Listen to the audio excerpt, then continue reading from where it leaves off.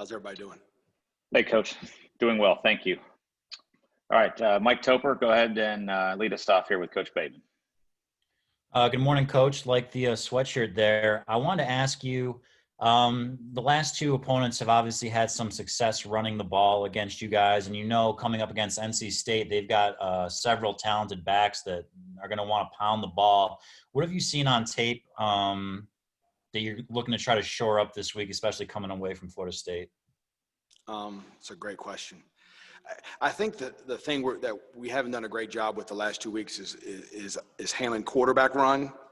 And I think when we haven't handled the quarterback run, I think it's put stress on the rest of the defense. So I think it starts with that a little bit. But honestly, it's not a very sexy answer, but the answer is we've got to tackle better. And I thought the first 2 weeks we tackled really well, and I think the last 2 weeks we tackled really poorly. And so, whether it's better backs, whether it's better O-line, that's probably a combination of it too. But we've got to tackle better. And until we do that, the rest of it's kind of doesn't matter. Okay, let's go over to Greg Barnes. Go ahead, Greg. Hey, Jay. You're not the first coordinator to talk about the difficulty of defending the quarterback run. What is the challenge there, and why does that seem to be an issue for everybody? Basically, it's when you run the quarterback, you got 10 guys to block, right? And so, a lot of what we try to do on defense is try to get a free guy to the ball. And so, when everyone to get a free man to the ball against that, right? There's nobody left, right? Everybody else is either in man coverage or is getting blocked potentially. And so it just causes you problems because, the teams like Florida State and teams like Virginia Tech, I think Virginia Tech does a phenomenal job. They block you really well, and then they make the one guy make a tackle on a really good player. And if he misses, right, normally if we miss, right, then there's a safety or another defender behind him who knocks it down for 8 or 9, and you go in 2nd and 2. Against these guys, when you miss, the next defender's in man coverage, down the field potentially. And so that creates the challenge, and it just puts stress on your defense. And, when you don't see it all the time. And so you don't build your defense around defending the quarterback all the time, right? Because most teams you play run the quarterback, a very small percentage. So when it becomes that big a part of it, it becomes really hard. And look, the place I previously worked at, I saw it every day. It's a challenge. So you gotta, we obviously have to do better against it, but it's a challenge. And Mac also praised Trey Morrison for his play in the game. And then you moved him back to nickel against Florida State. What's the value of having a guy like that who's versatile but also productive? Yeah, I can't say enough about what we asked that kid to do. Last week we were do we play him at corner some? Because he's just, I have confidence in him wherever we put him. And, the thing about him is he's a really good football player. The interception was a great play. And it's a drop that, he didn't, we had a very similar play in the first half. He didn't have a great drop. We talked to him about it and he fixed it. Right. And when a kid can do that, you got a really good player. So, I'm excited to see him this week and see, how we can use him this week to get him to the ball. Thanks, Jay. All right, Aaron Beard, go ahead, Aaron. Jay, what did you like best about what your defense did after halftime, especially considering they had given up such a quick scoring drive right before the break? Yeah, I think the drive before the break was the one that ultimately, you don't like giving up any touchdowns, but that was really disappointing, that drive. So I challenged them, and I said we're going to see what we're about here a little bit. You're down 31-7, and I told the defense yesterday, I don't know how many teams I've coached that would be down 31-7 and play as bad as we played in the first half that would come back and battle like we battled. So, I was proud of them. But the first thing I told them was we're not changing anything. We tweaked a little bit how we fit a run, but I said we just got to go out and play better and play harder. And I thought we played really hard. I thought we played with really great effort. I thought we were out of control at times. We've got to learn how to play hard and also play, under control. But I was proud of how they competed in the second half, and I think our eyes were better in the secondary, and hopefully we made a step forward from there. And to follow up, Max cited the 19 missed tackles. Is there one thing in particular about the missed tackles that you think is, I guess, the easiest part to fix? Is it angles? Was it just wrapping up? I mean, is there one thing in particular?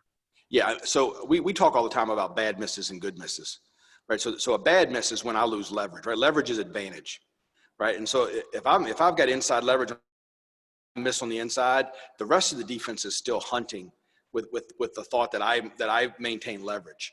And Saturday, against Florida State, and give them credit, right? Because the more talented you are, the harder this is to do. Especially on Jordan Travis, a couple of times we missed and lost leverage. And so the rest of the defense is tracking the ball, anticipating the ball to be delivered to a certain spot. And then when it crosses our face, that's when it's bad. And so that for this week, that's a huge point of emphasis for us is to try to maintain our leverage and chase the ball inside out and use the force defender and use the sideline. And I think when we've done that, we've played really good defense here. And I think that's the number one thing we can improve on to get back to it. Thank you. Yes, sir. Andrew Jones, go ahead. Hey, Coach, staying on that last drive at the end of the first half, of all the things that did go wrong, what was maybe the main thing that went wrong during those 5 snaps, I think it was?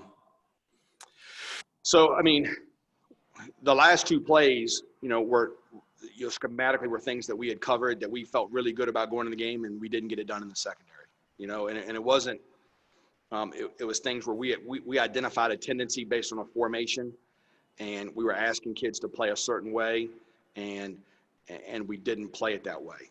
And so what happened is we ended up wasting some manpower, right? If we're gonna have a DB push out and help you, and you don't align yourself in a position to use the help, shame on you. And so we gave up the long one, and then the last play of the game, the last play of the drive, we had a pressure on that we didn't get run correctly, and we let the quarterback escape. And all week long we talked about we've got to keep him in the pocket. We got to keep him in the pocket, and we called a certain blitz based on trying to keep him in the pocket, trying to blitz from his right hand, and didn't get it done. So I think those are things that fall on me, right? I'm obviously not getting that done, and we got to do a better job with it. Going over to Chaz, a point of emphasis that you talked about and he talked about in the offseason was improving his work on angles. Through 4 games, have you seen any progress in that area? I have, but there's still more to do. And when Chaz plays that way, he's really hard to deal with. And I think he's so fast to the ball that sometimes it's hard sometimes. But a linebacker, you've got to tell him you've got to pace yourself to the ball. And I think he's done a way better job of that. But there's still some that he missed that I think he can improve on. Oh, thank you, appreciate it.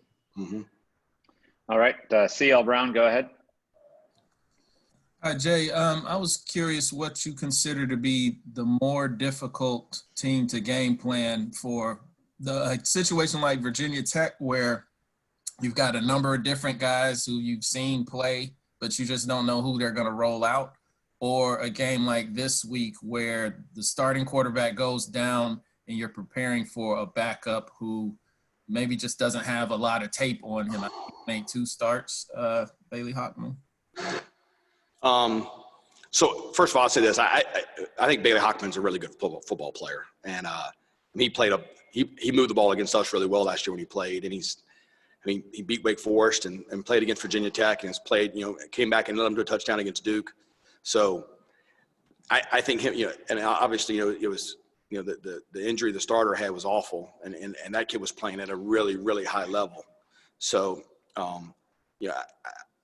I think I think Hockman's a really good player. I don't think there's a whole lot of difference in their offense with him.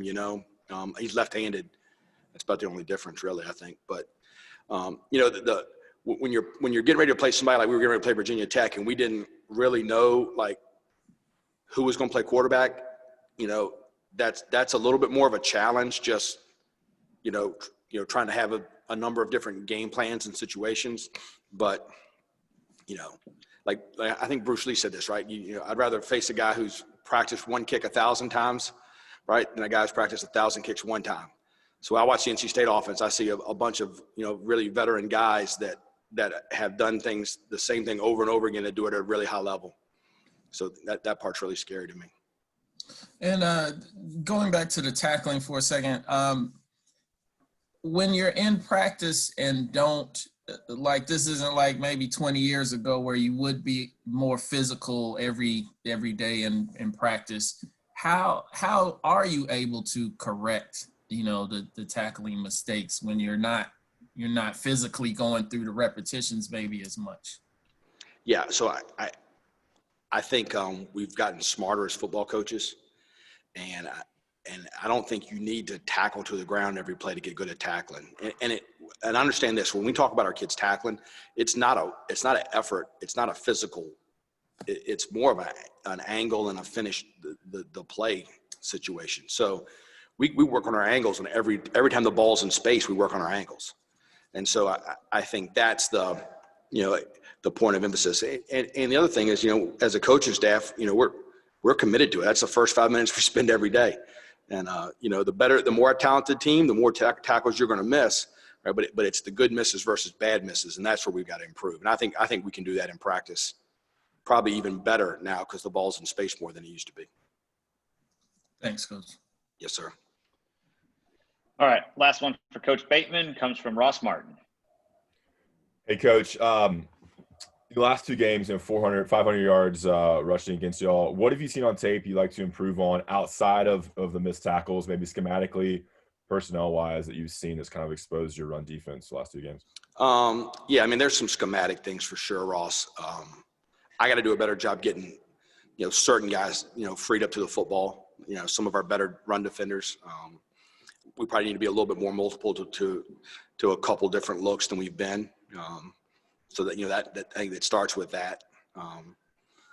But I think there comes a point too where like you've got to get off a block, right? You've got to, if you're supposed to defend a certain area of the field, you've got to defend that area of the field. And I think we've got great kids, and I really feel like they've pressed for whatever reason the last 2 weeks in the run game. It's like and I don't know if it's a byproduct of the first 2 weeks having such little success in the run game against us that it was like we give up a 6-yard run and now everybody's starting to, oh Lord, and like, hey, they're going to get 6 yards or 7 yards every so often, right?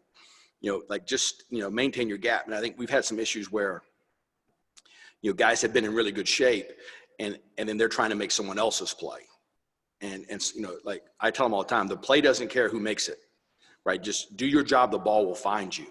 And I think that's what we need to do a little bit better job of. And it's some of our better players. And I appreciate them wanting to be, do more. And coach, I know it's going there. Like, I appreciate that, right? But you've got to do your job and the ball will find you. And I think that's our mindset going forward right now. And then you touched on this a little bit, but halftime adjustments. I mean, what is your mentality on changing one or two things? I mean, what goes on in the locker room when you want to change a couple of things, how you approach the halftime conversations in that short amount of time to make the changes you want to make? Yeah, so I think I would say most games we go into a plan where we're going to try to save something for the second half, whether it's a coverage, a blitz, or whatever. If we think going in it's going to be something that we're going to get a lot of. I think a tribute to our kids. Like the last 2 weeks, we've gotten some stuff that we have not seen before, right? So we've seen – some formations and some personnel, groupings that we hadn't seen from that offense before. And so now we've got to go back and kind of stick to our guns a little bit and get back into a little bit more base defense. And then at halftime, we're able to go through with them. And I think it's kind of happened in Florida State was, all right, listen, dude, this is the same as this. And I think once we settled them down, I thought we were a lot better in the run game in the second half. And so, I think it depends on who you're playing a little bit, but part of it is fixing problems you've had, new things and how you solve those new things. And then other part of it is go to the second part of your game plan, whatever that might be. Great. Thanks. All right, Coach Bateman, appreciate your time today. Yes, sir. Thanks.